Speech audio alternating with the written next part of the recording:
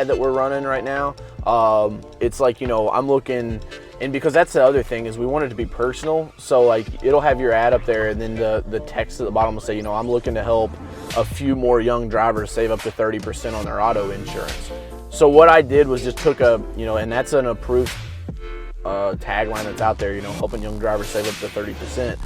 The difference is I just said, I'm looking, because we want it to be personal with you and your brand. So we connect them there, and it's just like the button says find out more, and they click on that. It takes them to your site where you see your contact info. And ultimately, you know, there's your contact form to request a quote. Now, in a perfect world, we would be able to send them to a page where it would have a video of you giving them a personally branded message with a contact form below. It's like, you know, we could sell them a little bit more on that, but because of compliance issues, you know, unfortunately the only place we have to drop them is on your page. Maybe that'll change one day, but one thing that I've learned in business is big money moves really slow. So dude, it sucks so bad. What about, how are you running ads on Snapchat? So basically on Snapchat, I'm just doing filters. Like I know for my fitness center that I own, we do free lift Fridays. So one way that I can run some Snapchat filters on there is through Free Lift Friday.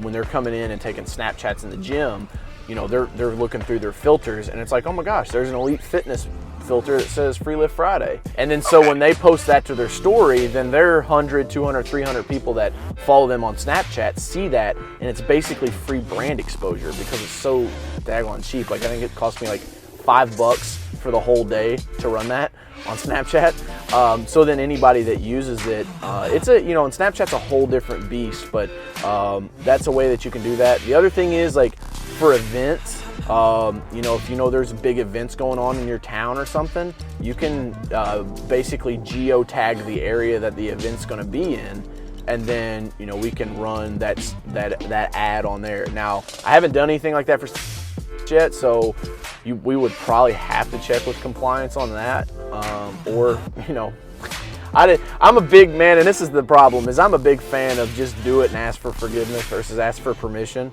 Me too. Because on Snapchat, how many, you know, compliance isn't on there on Snapchat, right? Like they're not on there looking for your ads. So the cool thing is you can take advantage of that, and it's one of those things where when you finally get in trouble and they smack your wrist, you're like, oh, okay, sorry, I won't do that. But we've hit 30,000 people before now, so there you go.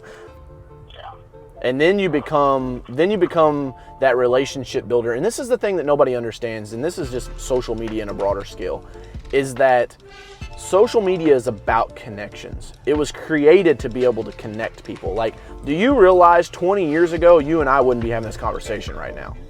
It'd be impossible. Exactly.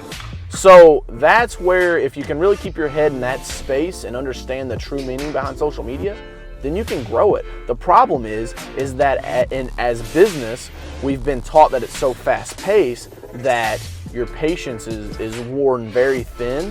And this is something that I've had to learn as a hard lesson this year. You have to understand that when you're growing your social media following, that's a 6-month, 12-month, 18-month from now. Oh my gosh, look what just happened in our business. It's not like let's run these Facebook ads for the next 2 weeks and expect to see our P&L spike through the roof.